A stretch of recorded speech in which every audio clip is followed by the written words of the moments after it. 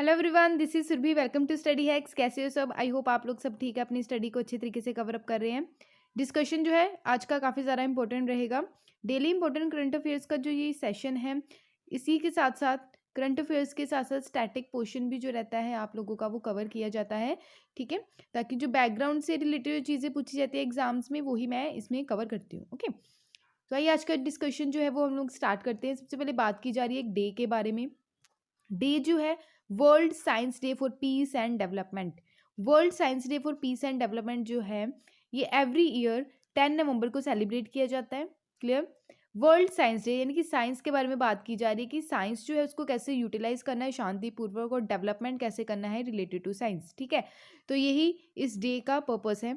तो हाईलाइट किया जाता है इसके चलते कि जो साइंस का रोल है हमारी सोसाइटी में उसको कैसे आगे लेके चलना है, जो नीड है रिलेटेड टू साइंस। क्लियर? तो उसके चलते काफ़ी सारे डिबेट भी देखने को मिलता है। कई बार साइंस का गलत इस्तेमाल किया जाता है बॉम्ब बनाने में, ठीक है, टेररिस्ट के द्वारा। तो उस चीज़ों को कैसे कंट्रोल करना है, इस इशू को कैसे कंट्रोल करके चलना है, ठीक है, तो उसको बेसिकली यहाँ पे डिस्कस किया गया है। और साथ ही साथ जो इंपॉर्टेंस ऑफ रेलिवेंस दिया गया है साइंस को हमारी जो डेली लाइफ की जो रूटीन है। ठीक है, अगर देखें फिजिक्स से रिलेटेड चीज़ें, केमिस्ट्री से रिलेटेड चीज़ें आपको अपनी डेली लाइफ में ही देखने को मिलती है। ठीक है, एनसीईआरटी में बाकायदा एक चैप्टर है, ठीक है, उसमें विद एग्जाम्पल्स जो है, जैसे मैटर जो है, विद एग्जाम्पल मैटर चैप्टर में हर एक चीज़ बता रखी है कि हमारी डेली लाइफ में कैसे फिजिक्स काम आती है। क्लियर? थीम जो है इसकी बिल्डिंग क्लाइमेट रेडी कम्युनिटीज़। ठीक है, तो इसकी थीम आप लोगों को याद रखनी है। सेलिब्रेट कब किया जाता है? 10 नवंबर को किया जाता है। थीम क्या है? Building climate ready communities. Clear? तो आई होप आपको ये डे जो है इसके रिलेटेड कोई भी डाउट नहीं होगा। नेक्स्ट चलते हैं, नेशनल एजुकेशन डे के बारे में बात की जा रही है। नेशनल एजुकेशन डे जो है वो हर साल कब सेलिब्रेट किया जाता है? 11 नवंबर को। अब ये नेशनल एजुकेशन डे जो है, यानी कि एजुकेशन के बारे में अगर हम बात करें तो हमारे संविधान में भी एजुकेशन के बारे में बहुत ही डिटेल में सारी चीज़ें बता रखी हैं। ठीक है, इस पर रिलेटेड प्रोविजंस हैं बाकायदा। ओके, फंडामेंटल राइट्स अगर देखिए पार्ट थर्ड में, हमारे संविधान में पार्ट थर्ड में फंडामेंटल राइट्स हैं। क्लियर? तो 12 to 35 आपको फंडामेंटल राइट्स देखने को मिलते हैं। उसी में ही आर्टिकल 21A जो है ये अमेंडमेंट करके 86 कॉन्स्टिट्यूशन अमेंडमेंट जो है 2002 में किया गया था। ठीक है, तो 86 कॉन्स्टिट्यूशन अमेंडमेंट, तो इसी के तहत जो एजुकेशन है उसको फंडामेंटल राइट बनाया गया। कंपलसरी रखा गया कि 6 to 14 ईयर्स की एज तक के जो बच्चे हैं उनको free and compulsory education provide करवानी है। ठीक है, तो नेशनल एजुकेशन डे यानी कि एजुकेशन जो है वो हर एक बच्चे का राइट है पढ़ना। ठीक है, हर एक इंडिविजुअल पर्सन का, यहाँ पे भी आप कोड देख सकते हैं, every individual has a right to education. हर एक इंडिविजुअल का राइट है कि उसको एजुकेशन मिले। क्लियर? तो 11 नवंबर को हर साल सेलिब्रेट किया जाता है। क्यों सेलिब्रेट किया जाता है? क्योंकि हमारी देश की स्वतंत्रता, यानी कि जब हमें स्वतंत्रता मिली, इंडिपेंडेंस मिली, उसके बाद से जो हमारे फर्स्ट एजुकेशन मिनिस्टर बने जिनका नाम था मौलाना अबुल कलाम आज़ाद, ये हमारे देश के पहले इंडिपेंडेंट इंडिया के पहले क्या थे? फर्स्ट एजुकेशन मिनिस्टर थे। तो इन्हीं की ही बर्थ एनिवर्सरी आज ही के दिन सेलिब्रेट की जाती है। तो इन्हीं की ही याद में ये डे जो है ये पर्टिकुलर सेलिब्रेट किया जाता है, जिसका नाम है नेशनल एजुकेशन डे। ठीक है, तो ये अनाउंस किसके द्वारा किया गया? Ministry of human resources and development के द्वारा। उस time human resources and development थी, तो नेशनल एजुकेशन पॉलिसी जो आई 2020 की, उसके तहत मिनिस्ट्री जो थी, ministry of human resources and development, इसको चेंज करके मिनिस्ट्री ऑफ एजुकेशन रखा गया। ये बात भी आप लोगों ने याद रखनी है। ठीक है, तो 11 सितंबर 2008 में इस डे को सेलिब्रेट करना स्टार्ट किया गया, अनाउंस किया गया मिनिस्ट्री ऑफ एचआरडी के द्वारा। मौलाना अबुल कलाम आज़ाद जो है इन्होंने सर्व किया एज ए एजुकेशन मिनिस्टर 15 अगस्त 1947 से 2 फरवरी 1958 तक। ठीक है, तो याद रखिएगा हमारे देश के आज़ादी के बाद जो पहले एजुकेशन मिनिस्टर कौन थे? मौलाना अबुल कलाम आज़ाद। इन्हीं की बर्थ एनिवर्सरी पे नेशनल एजुकेशन डे जो है वो सेलिब्रेट किया जाता है। ठीक है, तो आई होप आपको ये सारी चीज़ें क्लियर हुई होंगी। अब नेक्स्ट चलते हैं जो काफ़ी ज़्यादा इंपॉर्टेंट है, चौपाल। चौपाल का मतलब क्या रहता है? जैसे गाँव में आप देख सकते हैं ना, पीपल के पेड़ के नीचे सारी गैदरिंग देखने को मिलती है, कम्युनिटी इकट्ठी होती है। ठीक है, जो पंचायत के जो लोग रहते हैं, ठीक है, पंचायत के जो पंच जिसको हम बोलते हैं, वो मिलके वहाँ पे डिसीजन सुनाते हैं। कोई भी इशू हो उसके बारे में सुनते हैं, सोचते हैं, समझते हैं, फिर डिसीजन सुनाते हैं। ठीक है, तो वैसे ही चौपाल जो है ये डिसाइड किया गया है recently central reserve police forces के द्वारा, कि उनके द्वारा स्टार्ट किया जाएगा चौपाल, जैसे गेट टुगेदर की जाएगी एक साथ मिलके। ठीक है, जो पर्सनल्स हैं, ठीक है, उनकी जो मेंटल एगोनी है, ठीक है, इस इशू पे यानी कि मेंटल स्ट्रेस काफ़ी देखने को मिलता है जो हमारे सीआरपीएफ के जवान हैं, ठीक है, आर्मी के जवान हैं। कई बार ऐसी कंडीशंस हो जाती हैं, घर की प्रॉब्लम्स हैं, ठीक है, तो घर की प्रॉब्लम है तो उनको छुट्टी नहीं मिल रही है, कई बार इसमें स्ट्रेस आ जाता है उनको। उसके अलावा अगर देखें तो चौपाल जो है ये पॉपुलर मीटिंग रहती है गांव वाले एरिया में, ठीक है, आप लोगों को पता ही होगा जो लोकल एरिया में रहते हैं, गांव वाले एरिया में रहते हैं। तो ये जो मीटिंग रहती है ये देखने को मिलेगी 1 वीक में 2 बार इसकी मीटिंग होगी। 18 टू 20 पर्सनल जो है यहाँ पे बैठेंगे, इश्यूज जो है रिलेटेड टू पर्सनल्स उनको सुनेंगे, डिसीजंस देंगे, ठीक है, सॉल्यूशन निकालने की यहाँ पे बात की जाएगी, ठीक है।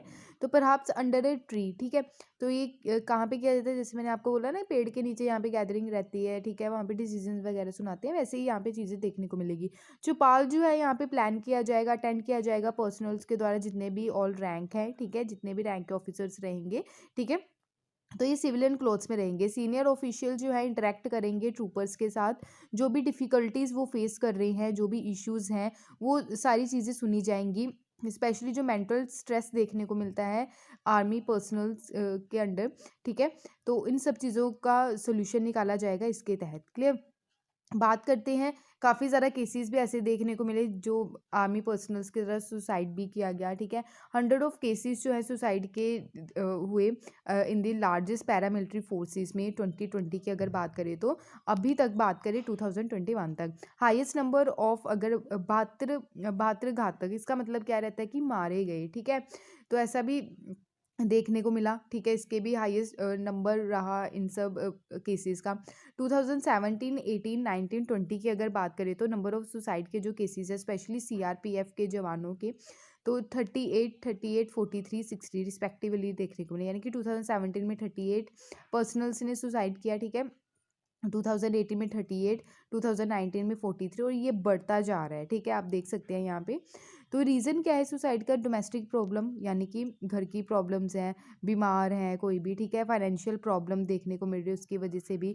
सैंक्शंस जो हैं, अगर लीव यानी कि छुट्टी ले रखी है किसी भी जवान ने, ठीक है, अगर वो टाइम पे नहीं पहुंचा तो उसके ऊपर भी सैंक्शंस लगाए जाते हैं, ठीक है। तो ये टफ पोस्टिंग अगर हो जाए किसी एरिया में तो वहाँ पे अब फैसिलिटी नहीं है खाने की, या फिर एरिया वैसा है यहाँ पे नेटवर्क नहीं है, घर पे बात नहीं हो रही है, तो फ्रस्ट्रेशन की वजह से भी जो है ये जवान जो है वो सुसाइड कर रहे हैं, ठीक है। तो आई होप आपको इतनी चीज़ क्लियर हुई होगी जो काफ़ी ज़्यादा इंपॉर्टेंट है। उसके अलावा देखिए सीआरपीएफ के बारे में हम जान लेते हैं, यानी कि सेंट्रल रिजर्व पुलिस फोर्स इसकी फुल फॉर्म है। ये एग्जिस्टेंस में आई 1938 में, ठीक है, as a crown representative police. Clear? तो ये आज़ादी के पहले से इसको क्या किया गया है, इसको एग्जिस्टेंस में लाया गया है। और सेंट्रल रिजर्व पुलिस फोर्स जो है इसको इनएक्टमेंट के तहत, एक्ट के तहत इसको फिर से क्या किया गया, अमेंडमेंट किया गया इन सब चीज़ों में। तो 1949 में 28 दिसंबर को ये फाइनली पिक्चर में आए हमारे आज़ादी के बाद, ठीक है, कुछ चेंजेस लाए गए। मिशन जो है सीआरपीएफ का वो क्या है कि मेंटेन करके रखना किसी भी एरिया में rule of law, public order, internal security बरकरार रखना है, ठीक है। तो वन ऑफ द प्रीमियर जो central arm police forces of India है, ये किसके अंडर आती है, कौन सी मिनिस्ट्री के अंडर आती है, ये मिनिस्ट्री ऑफ होम अफेयर्स के अंडर आती है। क्लियर? तो आई होप आपको ये सारी चीज़ें क्लियर हुई होंगी। नेक्स्ट बात की जा रही है आईएनएस वेला की, यानी कि इंडियन नेवल शिप वेला। तो रिसेंटली ही 4th ये स्कॉर्पियन सबमरीन है आईएनएस वेला, जो प्रोजेक्ट P75 के अंडर है। प्रोजेक्ट P75 क्या है, पहले हम इसके बारे में जान लेते हैं। प्रोजेक्ट जो P75 है, ये प्रोग्राम है इंडियन नेवी का बिल्डअप करने के लिए 6 स्कॉर्पियन जो क्लास अटैक सबमरीन है। तो अभी जो है ये कौन सी है, ये 4th स्कॉर्पियन सबमरीन है जिसका नाम है आईएनएस वेला। क्लियर? तो ये डिज़ाइन की गई कल्वरी क्लास सबमरीन, यानी कि ये डिज़ाइन करती है, ठीक है, बेस्ड है French scorpion class of submarine पे, सपोर्ट करती है, यानी कि डिपार्टमेंट ऑफ डिफेंस प्रोडक्शन जो है, जो मिनिस्ट्री ऑफ डिफेंस के अंडर आता है, ये मिलके यहाँ पे काम करता है, और साथ ही साथ इंडियन नेवी, ठीक है। तो वेरियस फेसेस जो है कंस्ट्रक्शन के यहाँ पे मिलके काम किया जाता है। क्लियर? तो मैगाजॉन डॉक लिमिटेड जो है ये मैन्युफैक्चरिंग करेगी 6 स्कॉर्पियन सबमरीन का। Technology assistance for naval group जो है फ्रांस का यहाँ पे मदद करेगी। फ्रांस जो कंट्री है हमारी अंडर, यानी कि इसमें पैसा जो लगेगा USD 3.75 बिलियन डॉलर, ठीक है। तो ये जो एग्रीमेंट था कब साइन किया गया था, अक्टूबर 2005 में। अदर सबमरीन्स जो प्रोजेक्ट 75 के अंडर रेडी हो चुकी हैं वो है 2 सबमरीन, जैसे कलवरी, खंदेरी, ठीक है, ये कमीशन की गई इंडियन नेवी में। स्कॉर्पियन वगीर, क्लियर, तो अंडर ट्रायल है ये। सिक्स्थ वन है आईएनएस वर्कशीर, जो अंडर कंस्ट्रक्शन अभी चल रही है। ठीक है, तो अभी किसकी बात हो रही है, आईएनएस किसकी, आईएनएस वेला की। ठीक है, तो ये फोर्थ स्कॉर्पियन सबमरीन है। सबमरीन जो है ये कौन से प्रोजेक्ट के अंडर इसको रेडी किया गया है, प्रोजेक्ट 75 के under. Scorpene class are powered by diesel electric propulsion system है ये, यानी कि डीजल से ये क्या करेगी, डीजल और इलेक्ट्रिकल ये चलेगी। ठीक है, तो स्कॉर्पियन जो है ये one of the most sophisticated submarine है। ये कैपेबल है मल्टीफेरियस मिशन को हैंडल करने के लिए, इंक्लूडिंग जैसे एंटी सरफेस शिप वॉरफेयर हो गया, anti submarine warfare, intelligence gathering and mine जो लेइंग है, और एरिया सर्विलेंस करने के लिए। ये नेवी की first modern conventional submarine series में से एक है। ऑलमोस्ट 2 डेकेड हो चुकी हैं किसको, आईएनएस सिंधु शस्त्र को। ठीक है, जो रशिया से ली गई थी 2000 में। ठीक है, तो आई होप आपको ये सारी चीज़ें क्लियर हुई होंगी। नेक्स्ट चलते हैं। नेक्स्ट बात की जा रही है यमुना रिवर की। ठीक है, तो यमुना रिवर में अभी हाल ही में छठ पूजा जो है ये सेलिब्रेट की गई है। तो काफ़ी ज़्यादा पोल्यूशन यहाँ पे आप देख सकते हैं। ठीक है, ये कोई स्नो नहीं है, ये पोल्यूशन है जो इंडस्ट्रीज़ में से जो वेस्ट मटेरियल निकलता है। ठीक है, उसकी वजह से ये जो कंडीशन देखने को मिली है यमुना रिवर की, जो काफ़ी ज़्यादा पोल्यूटेड हो चुकी है। ठीक है, तो इसका रीज़न हम देखते हैं। Recently he layer of fourth, ये लेयर ऑफ फोर्थ आप देख सकते हो, जो स्नो टाइप दिख रहा है आपको। ठीक है, ये फ्लोटिंग यानी कि तैर रहा है यमुना रिवर में, जो काफ़ी ज़्यादा हार्मफुल है, स्पेशली जो ह्यूमन की स्किन है उसके लिए। ठीक है, तो रिपीटेडली अकरेंस हो रहा है ये दिल्ली एनसीआर वाले रीजन में। क्लियर, तो अगर देखें स्टार्टिंग में, अगर अगले पहले की बात अगर करें तो हाई लेवल्स ऑफ अमोनिया जो है वो यमुना में देखने को मिला। अमोनिया की जो प्रेजेंस थी, ठीक है, जो काफ़ी हानिकारक थी। तो इसका रिजल्ट जो देखने को मिला, दिल्ली का जो वाटर सप्लाई था वो काफ़ी ज़्यादा पोल्यूटेड हो गया था। हमारी गवर्नमेंट के द्वारा कुछ स्टेप भी लिए गए हैं इसको कंट्रोल करने के लिए। Delhi pollution control board committee जो है, इनके द्वारा बैन किया गया सेल करने के लिए, स्टोरेज एंड ट्रांसपोर्टेशन जो सोप्स एंड डिटर्जेंट है, जो ब्यूरो ऑफ इंडियन स्टैंडर्ड के द्वारा रेटिफाई नहीं किए गए हैं। ठीक है, यानी कि जो हार्मफुल हैं उसको बैन करने की यहाँ पे बात की गई दिल्ली पोल्यूशन कंट्रोल कमेटी के द्वारा। फिफ्थ रिपोर्ट जो निकल के आई एनजीटी की, वो अपॉइंट की गई यमुना मॉनिटरिंग, यानी कि यमुना रिवर को मॉनिटर करने के लिए कि कितना पोल्यूशन है, इसका कारण क्या है। ठीक है, उसके लिए भी कमेटी बिठाई गई, जो फिफ्थ रिपोर्ट निकल के आई किसकी, एनजीटी की। ठीक है, तो ये इंपॉर्टेंट चीज़ें हैं। अगर बात करें river of form cut across the Delhi, every year अगर देखें सर्दियों वाले सर्दी वाला जो सीज़न आता है, यमुना जो है, यमुना में जो यमुना जो बिगिन, यानी कि यमुना जो है वो यमुनोत्री ग्लेशियर से आपको पता है कि ओरिजिनेट होती है, रिसेंबल होती है ग्लेशियर से। ठीक है, तो थिक शीट रहती है फोम ब्लैंकेट की रिवर पे, यहाँ पे आप देख सकते हैं। ठीक है, तो ये काफ़ी ज़्यादा हार्मफुल है एक ह्यूमन बॉडी के लिए। ठीक है, तो ये पानी जो है, इफेक्टेड पानी जो है ये कंज्यूम किया जाता है, अगर टच भी कर लें तो भी काफ़ी ज़्यादा हार्मफुल है। ठीक है, तो व्हाट इज़ फोम और फोर्थ फॉर्मेशन क्या होता है। फोम और फोर्थ फॉर्मेशन एक घटना रहती है, फिनोमिना रहता है। ठीक है, लेक्स और स्ट्रीम्स में फोम की तरह आपको ये सारी चीज़ें देखने को मिलेंगी, बबल्स वगैरह जो रहते हैं। ठीक है, तो ये क्या रहता है, ये प्रोड्यूस होता है एक ऑर्गेनिक मैटर डीकम्पोजिस से। ठीक है, फोम प्रोड्यूसिंग मोलिक्यूल्स जो होंगे one end of the repeal water, ये क्या करते हैं, वाटर में से निकल के आते हैं जो हार्मफुल केमिकल्स रहते हैं, जो वेस्ट मटेरियल होता है। ठीक है, तो वाटर के साथ अट्रैक्ट होते हैं और यहाँ पे रिड्यूस हो जाता है surface tension on the water surface के ऊपर, उसकी वजह से ये सारी चीज़ें देखने को मिलती है। ठीक है, और ये फॉर्म बबल्स जो हैं, बबल्स फॉर्म्स होते हैं, ये लाइटर होते हैं, इसलिए वाटर के ऊपर तैरते आपको दिखते हैं, फ्लोट करते दिखते हैं। फ्लोट का मतलब ही क्या रहता है, तैरना। ठीक है, तो ये काफ़ी ज़्यादा हार्मफुल कंडीशन रहती है।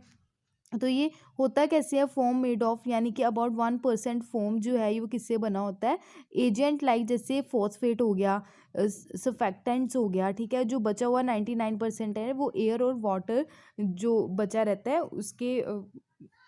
उसके कंपोजिशन से ही आपको देखने को मिलता है। क्लियर, और जो खिंदाली कुंज है, जैसे प्लेस है खिंदाली कुंज ओखला बैरेज। ठीक है, वहाँ पे भी ये कंडीशन देखने को मिलती है। सोर्सेज जो है पोल्यूशन के, जो इसका कारण है पोल्यूशन का, वो आप देख सकते हैं, सोप डिटर्जेंट पार्टिकल्स हो गया, इंडस्ट्रियल वेस्ट हो गया, ऑर्गेनिक मैटर जो डिकम्पोज होता है वेजिटेशन से। क्लियर, फिलामेंटेशियस जो बैक्टीरिया है वो यहाँ पे छोड़ा जाता है। ठीक है, इंडस्ट्रीज के थ्रू। पोल्यूटेंट जो है जैसे शुगर के, पेपर इंडस्ट्रीज के, स्पेशली जो उत्तर प्रदेश में ये फैक्ट्रीज देखने को मिलती हैं, जो वेस्ट मटेरियल रहता है, ठीक है, शुगर इंडस्ट्री का, पेपर इंडस्ट्री का, यहाँ पे डिस्चार्ज किया जाता है, ठीक है। तो थ्रू हिंदौन कैनल के थ्रू ये ट्रैवल करके यमुना रिवर में डिस्चार्ज होता है, जिसकी वजह से ये पोल्यूशन फैलता है, ठीक है। तो हाउ कैन फोर्थ फॉर्मेशन भी स्टॉप, हम इसको स्टॉप कैसे कर सकते हैं, इस पर रोकथाम कैसे लगा सकते हैं। अगर शॉर्ट टर्म देखें तो रिड ओखला पॉन्डेज वाटर है, उसको क्या कर सकते हैं, उसको कंट्रोल कर सकते हैं, ठीक है। डिटर्जेंट जो है यहाँ पे बायोडिग्रेडेबल होना चाहिए, ठीक है, इको फ्रेंडली होना चाहिए, पानी में हार्मफुल ना हो जो डिटर्जेंट हम यूज़ करते हैं। अगर लॉन्ग टर्म इसका सोल्यूशन देखें तो उत्तर प्रदेश, हरियाणा, दिल्ली जो है उसको अपग्रेड करने की ज़रूरत है, स्पेशली जो सीवेज ट्रीटमेंट प्लांट है, ठीक है। इंडस्ट्रियल पोल्यूशन उसको स्टॉप करने की ज़रूरत है, इंक्रीज़ करने की ज़रूरत है जो रिवर फ्लो है, ठीक है। तो हेल्थ हज़ार्ड्स भी आपको काफ़ी ज़्यादा देखने को मिलेंगे यहाँ पे, जो हेल्थ के ऊपर काफ़ी ज़्यादा इम्पैक्ट डालते हैं, शॉर्ट टर्म इम्पैक्ट डालते हैं, स्पेशली स्किन इरिटेशन देखने को मिलती है, एलर्जी हो जाती है इसकी वजह से, ठीक है। तो इंजेक्शन देखने को मिलता है, गैस्ट्रोटेस्टिनियल प्रॉब्लम्स हो जाती है, डिजीज़ जैसे टाइफाइड हो गया किसी पर्सन को, ठीक है। तो लॉन्ग टर्म अगर इम्पैक्ट देखें बॉडी पे जो देखने को मिलता है इंडस्ट्रियल पोल्यूटेंट का, तो हार्मोनियल इनबैलेंस भी हो जाता है किसी पर्सन की बॉडी में, ठीक है। तो ये थे कुछ इंपॉर्टेंट फैक्ट जो रिलेटेड टू थे फोर्थ फॉर्मेशन, ठीक है। तो आई होप आपको ये सारी चीज़ें क्लियर हुई होंगी। अब यमुना रिवर के बारे में हम कुछ जान लेते हैं। यमुना रिवर जो है ये सोर्स इसका कहाँ से है, यहाँ पे आप देख सकते हैं यमुनोत्री ग्लेशियर से निकल के आता है, और ये मेन ट्रिब्यूटरी किसकी है, यानी कि सहायक नदी किसकी है, ये गंगा की है, ठीक है। तो ये यमुनोत्री ग्लेशियर नियर बंदर पॉन्च पीक जो है मसूरी रेंज लोअर हिमालय से निकल के आती है। एलिवेशन की अगर बात करें 6387 मीटर लेवल सी लेवल के अबव यहाँ पे उत्तरकाशी डिस्ट्रिक्ट उत्तराखंड में देखने को मिलता है। और बात करें तो ये संगम भी देखने को मिलता है गंगा का, जैसे कुंभ मेला लगता है प्रयागराज में, ठीक है, उत्तर प्रदेश। उसके बाद उत्तराखंड, हिमाचल प्रदेश और हरियाणा और दिल्ली से होके ये गुजरती है। यहाँ पे आप देख सकते हैं इस मैप में लेंथ इसकी है 1376 किलोमीटर। इंपॉर्टेंट डैम जो इसके ऊपर बने हैं वो है लखवार व्यासी डैम उत्तराखंड में है, ताजेवाला बैरेज डैम हरियाणा में है। इंपॉर्टेंट ट्रिब्यूटरी कौन सी है इसकी, चंबल है, सिंध है, बेतवा एंड केन। तो केन बेतवा रिवर भी काफ़ी ज़्यादा इंपॉर्टेंट है, तो ये अभी न्यूज़ में भी थी हाल ही में ही। क्लियर। तो आई होप आपको ये सारी चीज़ें क्लियर हुई होंगी। नेक्स्ट बात की जा रही है यूनेस्को क्रिएटिव सिटीज़ नेटवर्क। इसके बारे में मैं पहले भी बात कर चुकी हूँ, डिस्कस कर चुकी हूँ, अभी कुछ डिटेल में हम डिस्कस करेंगे इसके बारे में। तो यूनेस्को की फुल फॉर्म क्या रहती है, United Nations Educational Scientific and Cultural Organisation. तो क्रिएटिव सिटी नेटवर्क यूनेस्को से रिलेटेड है। तो हाल ही में ही श्रीनगर जो है, श्रीनगर की जो सिटी है, ठीक है, उसको इस क्रिएटिव सिटी नेटवर्क की लिस्ट में शामिल किया गया है रिसेंटली ही यूनेस्को के द्वारा। किसके बाद, आफ्टर मुंबई, चेन्नई, हैदराबाद, वाराणसी, जयपुर के बाद अब श्रीनगर जो है ये 6th इंडियन सिटी बनी है जिसके द्वारा ये टाइटल अचीव किया गया है। श्रीनगर सिटी जो है ये डेजिग्नेटेड है क्रिएटिव सिटी एज बोला जाता है। यहाँ पे क्राफ्ट आपको बहुत सारे देखने को मिलेंगे, फोक आर्ट्स काफ़ी देखने को मिलेंगे। ओनली ये सेकंड सिटी है इंडिया में जयपुर के बाद जो ये सारी चीज़ें यहाँ पे देखने को मिलती है, ठीक है। जयपुर को पिंक सिटी भी बोला जाता है। जयपुर के जो फाउंडर थे महाराजा, ठीक है, वो बताएं कौन है, तो इम्पॉर्टेंट है, ये मैं डिस्कस भी कर चुकी हूँ, तो बताइएगा आप लोग। और ये ग्लोबल रिकॉग्निशन ही नहीं एक तरीके से किया जा रहा, बट इंटरनेशनली फंडिंग भी देखने को मिलेगी श्रीनगर को, ठीक है। तो टाई अप होगा क्राफ्ट यूनिवर्सिटी से। क्लियर। तो कैपिटल सिटी जो है जम्मू एंड कश्मीर, जिसको श्रीनगर भी बोला जाता है, श्रीनगर की कैपिटल सिटी है, ठीक है। तो एंटर कर रही है इसके तहत 295 creative cities network across the world. Application अगर देखें इंडिया की जो एप्लीकेशन गई है किसके थ्रू गई है, मिनिस्ट्री ऑफ कल्चर के through. Clear. UNESCO creative city network की अगर बात करें, इसको क्रिएट 2004 में किया गया।